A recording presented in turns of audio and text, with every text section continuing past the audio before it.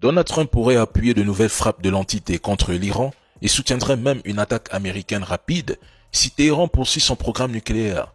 En réponse, l'Iran rappelle à Donald Trump qui se présente en Afrique comme le garant de la paix mondiale que toute agression venant de l'entité ou des États-Unis déclenchera une riposte immédiate et d'une violence dépassant l'imagination de ses concepteurs, bien au-delà de la guerre des 12 jours qui avait déjà exposé les failles du dôme de fer. Donald Trump affirme de son côté que l'Iran pourrait reconstruire son programme nucléaire sur des sites non touchés par ses avions B-2 Spirit et prévient que s'engager sur cette voie mènerait l'Iran à une guerre totale, une menace à peine voilée à laquelle l'Iran répond sans détour. Il s'y prépare déjà, et personne n'est dupe. Téhéran n'abandonnera pas son programme nucléaire aussi facilement. Bon, si les frappes entre l'entité et l'Iran reprennent, cela vous étonnera-t-il? Pendant ce temps, sur un autre front, alors que Donald Trump et Poutine s'accordent sur une capitulation de l'Ukraine, Zelensky lance près de 91 drones contre l'une des résidences de Poutine, mais tous ont été détruits. Poutine annonce une riposte sérieuse, ce qui infligerait de lourds dégâts à l'Ukraine. Concernant cette attaque, la raison est simple.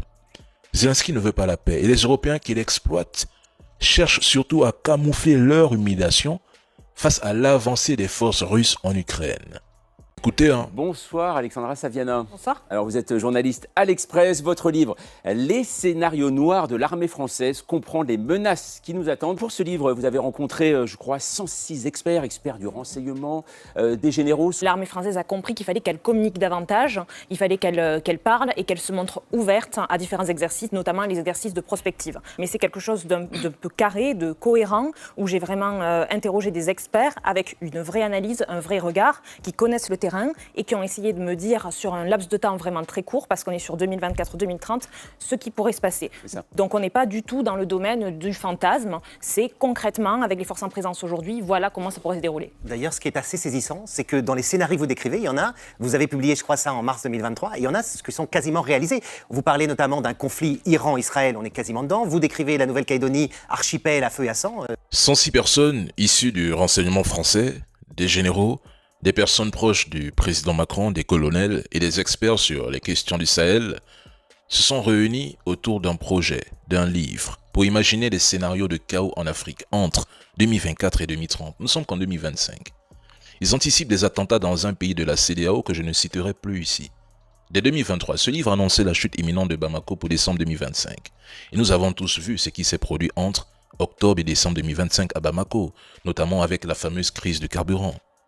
Ils annonçaient l'élimination d'Ibrahim Traoré dès 2024 sur le modèle libyen, le chaos au Sahel, un coup d'état militaire au Tchad qui renverserait Déby et un Sahel rendu volontairement ingouvernable. Lorsque je rapporte ces informations, pourtant extrêmement sensibles, on me traite de propagandiste, on m'accuse d'inventer des histoires absurdes. Pendant que certains réfléchissent à la manière de faire tomber vos dirigeants, de reprendre le contrôle total de vos ressources, ils pensent des scénarios d'attentats. Vous préférez attaquer celui qui transmet l'information plutôt que ceux qui élaborent ces plans. Incroyable. Ce livre n'a jamais été une fiction ou un fantasme. C'est un projet. Trouvez-vous normal que des individus imaginent froidement la mort de 76 personnes dans un pays? Trouvez-vous normal que l'on s'assoie pour rêver du chaos en Afrique au point de détailler comment une guerre entre deux pays africains doit éclater? Vous appelez cela du fantasme, un simple livre? Moi, j'y vois un projet de déstabilisation, un chaos programmé, et l'histoire récente le montre. À Madagascar, ce qui a été théorisé en 2024 par ces gens dans leurs livres, s'est concrétisé en 2025. Mais visiblement, cela ne dérange personne, donc mieux. Je reste concentré sur l'AES,